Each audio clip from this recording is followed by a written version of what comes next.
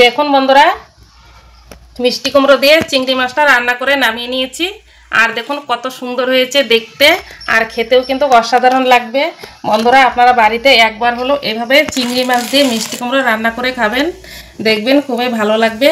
আজকের এই রেসিপিটি ভালো লাগলে আপনারা লাইক কমেন্ট। নমস্কার বন্ধুরা, নিয়াজ কিচেনে সবাইকে স্বাগত জানাই। আজকে আবারও ফিরে এসেছি নতুন একটা রেসিপি নিয়ে। আজকে আমি মিষ্টি কুমড়ো দিয়ে চিংড়ি মাছ রান্না করে আপনাদের সঙ্গে শেয়ার করব। আপনারা তো মিষ্টি কুমড়ো অনেকেই খেয়েছেন, কিন্তু আজকে আমি একদম চিংড়ি মাছ দিয়ে একদম অন্যরকম করে এই রান্নাটা করব। আমি কিভাবে রান্নাটা করছি আপনারা প্রথম থেকে শেষ পর্যন্ত পুরো ভিডিওটা দেখবেন, আশা করি ভালো লাগবে। এই মিষ্টি কুমড়ো দিয়ে চিংড়ি মাছ রান্না করার জন্য এখানে আমি 500 গ্রাম চিংড়ি মাছ নিয়েছি। আর চিংড়ি মাছগুলো সকালবেলায় কিনে নিয়ে এসছে। এই মাছগুলো আমি এখন বেছে নিব।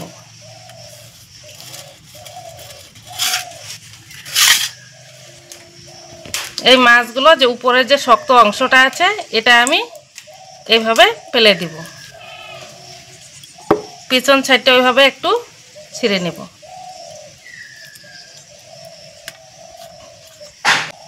সমস্ত মাছগুলো আমি এইভাবে বেছে নিব। মাছগুলো বেছে পরিষ্কার করে ধুয়ে নিয়ে, যেহেতু বলেছি মিষ্টি কুমড়ো দিয়ে রান্না করব, আজকে রান্নাটা মিষ্টি কুমড়ো দিয়ে হবে। আর এখানে দেখুন একটা মিষ্টি কুমড়ো নিয়েছি। এই মিষ্টি কুমড়োটা এখন আমি কেটে নেব। মিষ্টি কুমড়োটা কাটা হয়ে গেছে, আর এইটুকু আমি রেখে দিয়েছি, সমস্তটা লাগবে না। এখন এই মিষ্টি কুমড়োগুলো আমি পিস পিস করে কেটে নেব।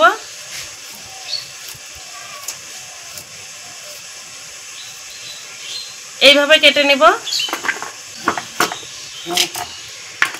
মিষ্টি কুমড়োগুলো কাটা হয়ে গেছে।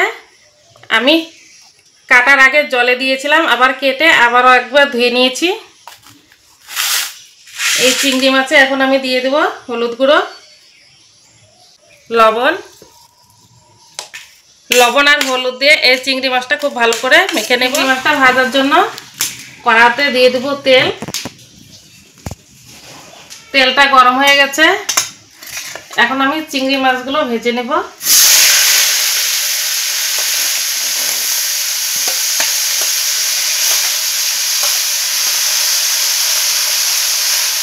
দেখুন বন্ধুরা, চিংড়ি মাছগুলো উল্টো পাল্টা করে লাল করে ভেজে নিয়েছি।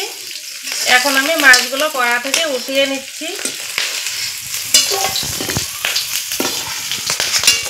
কড়াতে তেল দিয়ে দেব তেজপাতা, গোটা জিরে, পেঁয়াজ কুচি, দুটো শুকনো লঙ্কা দিয়ে একটু লাল করে ভেজে নেব।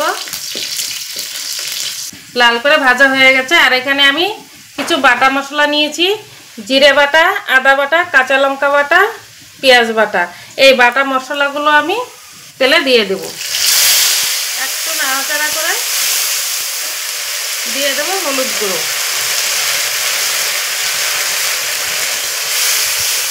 দিয়ে দেবো পরিমাণ মতো লবণ। রাত্রে মশলা রেখেছিলাম, সেই প্লেটটা ধুয়ে একটু জল দিয়ে দেব। এখন আমি মশলাটা ভালো করে কষিয়ে নেব। মশলাটা ভালো করে কষিয়ে নিয়েছি। এখন আমি দিয়ে দেবো 1 চামচ কাশ্মীরি লঙ্কার গুঁড়ো। এটা আমি কালারের জন্য দিয়ে দিলাম। দিয়ে একটু নাড়াচাড়া করে কেটে রাখা মিষ্টি কুমড়োগুলো দিয়ে দেবো।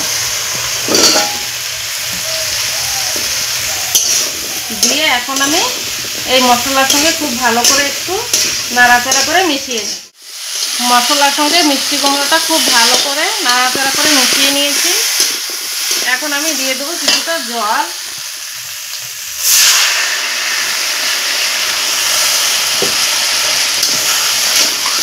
জলটা দিয়ে একটু নাড়াচাড়া করে আমি এখন 5 মিনিটের জন্য ঢাকা দিয়ে দেব। 5 মিনিট পর ফিরে আসলাম 5 মিনিট পর। এখন আমি ঢাকাটা খুলে নেব।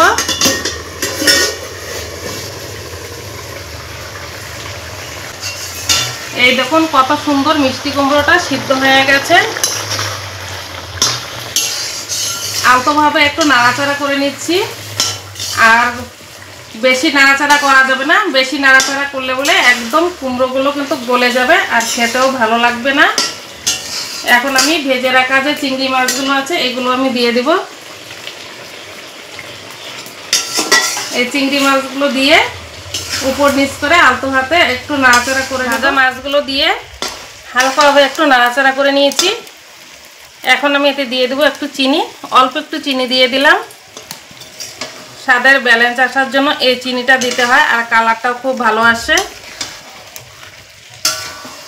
এই চিনিটা দিয়ে আর অল্প একটু আলতো হাতে উপর নিচ করে নাড়াচাড়া করে রান্নাটা হয়ে গেছে। এখন আমি নামিয়ে নিচ্ছি।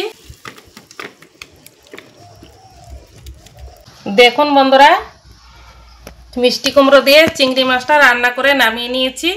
আর দেখুন কত সুন্দর হয়েছে দেখতে, আর খেতেও কিন্তু অসাধারণ লাগবে।